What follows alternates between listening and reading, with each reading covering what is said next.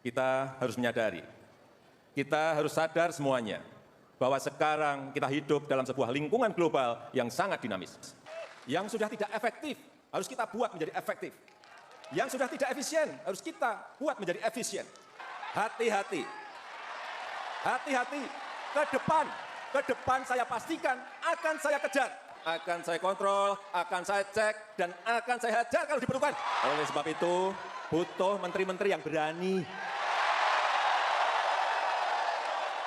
Kalau ada lembaga-lembaga yang tidak bermanfaat dan bermasalah, saya pastikan saya bubarkan. Dengan pidato tadi, saya ingin ke Bang Rocky Gerung. Ada yang menarik, ada hal baru yang disampaikan, rencana visi presiden terpilih 5 tahun ke depan, menurut Anda, Bang Rocky? Saya berusaha cari mana yang baru dan mana yang tajam, tapi nggak ada yang baru dan nggak ada yang tajam itu. Karena apa? Karena Pak Jokowi berkeluh kesah terhadap pekerjaan dia sendiri selama 2014 ke 2019, itu yang dia keluh kesahkan kan. Jadi dia mau menghajar dirinya sendiri, dia mau mengontrol dirinya sendiri. Kan itu seluruh kan problemnya ada di dalam masa kepemimpinan dia sebelumnya itu.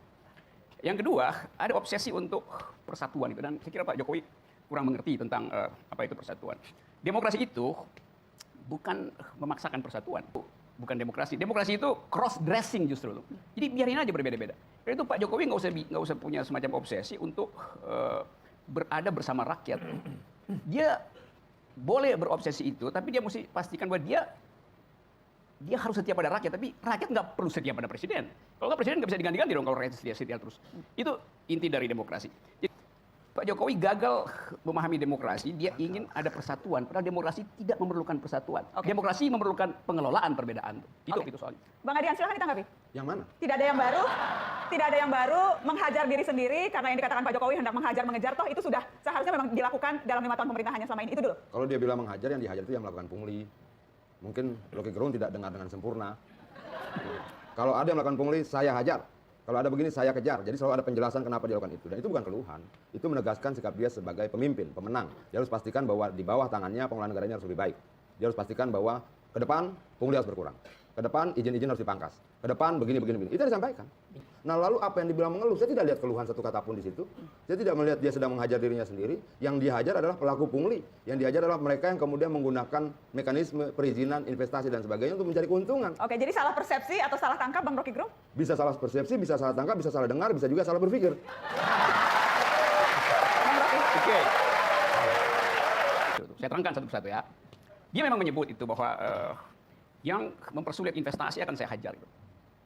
Dia ngomong di situ tuh. 5 tahun lalu dia bilang, kita harus mempersulit investasi, investor, terutama investor asing. Jadi Anda lihat, di kepalanya itu ada 2 kutub yang korslet. Awalnya mau mencegah investasi asing. Sekarang, mereka yang ingin mencegah justru akan dia gebuk gitu kan. Jadi, itu yang saya sebut tadi bahwa bukan sekedar gagal berpikir, memang nggak ada pikiran, sama seperti Adian tuh, kurang pikirannya tuh. Kedua, soal oposisi itu. Beliau mengatakan bahwa boleh beroposisi, tapi jangan dengan dendam gitu. Loh, dia nggak paham oposisi itu memang bukan dengan dendam. Orang beroposisi bukan karena dendam, karena kebijakan. Jadi di kepala Pak Jokowi justru konstruksi dendam itu mendahului kritisisme. Saya nggak tahu ini yang bisikin partai pendukung atau cuma Adian yang bisikin tuh. Bahwa sebaiknya mendendam Pak. Kenapa keluar di situ? Itu kan yang disebut dark psikologi. Secara nggak sadar dia perlihatkan bahwa dia sebenarnya dendam itu. Jadi dia nggak ngerti apa itu oposisi gitu. Beliau tidak mengerti itu. Nah saya terangkan ini bukan saya merendahkan beliau, tapi memang ya faktanya dia nggak paham gitu. Oke, silakan Bang Adian. Tidak, dia memotret bahwa banyak kemudian para pembenci ini mengemas kebenciannya dengan kata oposisi. Ya itu bukan oposisi. Bukan, nah, artinya bahwa dia mau sampaikan itu. Dia mau sampaikan itu keluh kesah dengan, kan namanya. Bukan, dia mau sampaikan itu bahwa banyak sekali kelompok di sana yang kemudian membenci orang tapi dibungkus dengan kata saya oposisi. Kemudian mencaci maki orang dibungkus dengan kata ini demokrasi. Membenci orang suka-sukanya, menghina orang dan katakan kebebasan berbicara. Memfitnah orang, menyebarkan kebohongan dengan bungkus-bungkus yang seperti itu. Nah, dan saya pikir tidak ada yang salah dengan itu. Kalau kemudian ada yang tersinggung, ada yang kemudian merasa terganggu dalam pernyataannya seperti Bung Rocky misalnya, sepertinya Bung Rocky sedang menuduh dirinya sendiri. Saya nggak terganggu. Sebentar dulu. Pertama itu. Nah yang kedua saya tidak pernah mendengar, karena dalam nawacita dulu tidak pernah ada penolakan terhadap investasi. Ini yang saya khawatirkan, jangan-jangan bukan cuma salah dengar, bukan cuma salah tangkap, bukan cuma salah pikir, tapi jangan salah ingat juga. Kalimat beliau, kami akan mempersulit. Dan saya paham betul bagaimana isinya nawacita kemarin.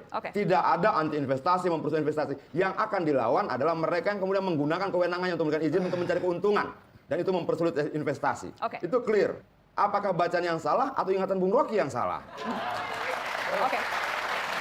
Di dalam kampanye Jokowi 5 tahun lalu, 15 Juni tadi dicek di datanya oleh Derajat tadi. Bahwa beliau katakan itu bahwa mempersulit investasi asing. Sekarang kalau pidatonya kemarin itu mengatakan mempersulit investasi asing, itu artinya dia tidak akan mengundang tuh. Nah yang dia promosikan selama ini adalah minta supaya investor asing masuk. Kan kontradiksi kan? Bahkan dia katakan bahwa yang mempersulit akan saya hajar gitu. Kalimatnya nggak lengkap. Saya akan bacakan kalimatnya. Hati-hati ke depan, saya pastikan akan saya kejar, saya kontrol, saya cek, dan saya hajar kalau diperlukan. Tidak ada lagi hambatan-hambatan investasi karena ini adalah kunci pembukaan lapangan kerja yang seluas-luasnya. Jadi dipermudah kan? Saya kira udah cukup. Ya, cukup. 2014 dia berbicara tidak mempersulit investasi.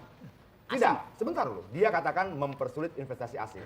Baca lengkap dulu beritanya, biar kita jelas tujuannya seperti apa. Oke. Nah kemarin dia tidak mengatakan asingnya. Dia cuma katakan investasi jangan dipersulit. Ini dua hal yang berbeda. Jadi asing tidak dipersulit? Bukan, ini dua hal yang berbeda. Sebentar loh. Ini dua hal yang berbeda. Bahwa investasi bisa dari dalam dan bisa dari luar. Dan saya pikir, coba kita baca berita 2014 itu dengan Jadi yang lengkap tidak seperti dipersulit apa. yang dari luar apa yang dari dalam? Oke. Yang jelas bahwa dia tidak pernah menolak investasi asing sekalipun. Dia tidak menolak loh. 2014 menolak apa tidak? Mempersulit tidak bisa ditafsirkan menolak. Oh jadi mempersulit bukan menolak itu? Memangnya menolak itu pasti mempersulit? Ya di situ kesulitan pikiran saudara. Bukan, itu yang gitu. Bang Adian? Enggak, ini saya baca dulu satu kalimat Oke. sebentar.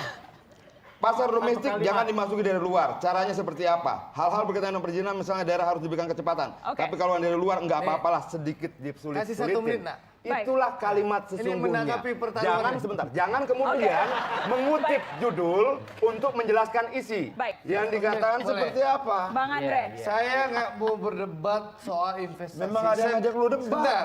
Ini penting ya. Ini nggak bermutu bagi saya. Ya, nggak bermutu. Debatnya begini. Ini nggak bermutu. Yang Lu bermutu nggak diajak, benar. masa diajak? Presiden bekerja. Baik. Presiden Bilang nggak bermutu nunjuknya keadilan terus gimana ya? Enggak, dia lupa. Hostnya bukan dia. Yang mengatur materi pembicaraan bukan dia. Yang menentukan bermutu tidak bermutu bukan dia. Mbak Nana. rakyat tuh butuh sekarang selamatkan industri baja kita, industri semen kita yang hancur oleh Tiongkok. Itu yang dibutuhkan rakyat. Bukan debat-debat nggak bermutu seperti ini. Lagi ditunjuk-tunjuk aja dia. Maksudnya Mbak Nana nggak bermutu. Keberatan. Nggak boleh. Baik, Dia baik. hostnya. Yang- Lu tutup aja, nak. Lu tutup aja, nak, Baik, udah. yang jelas memang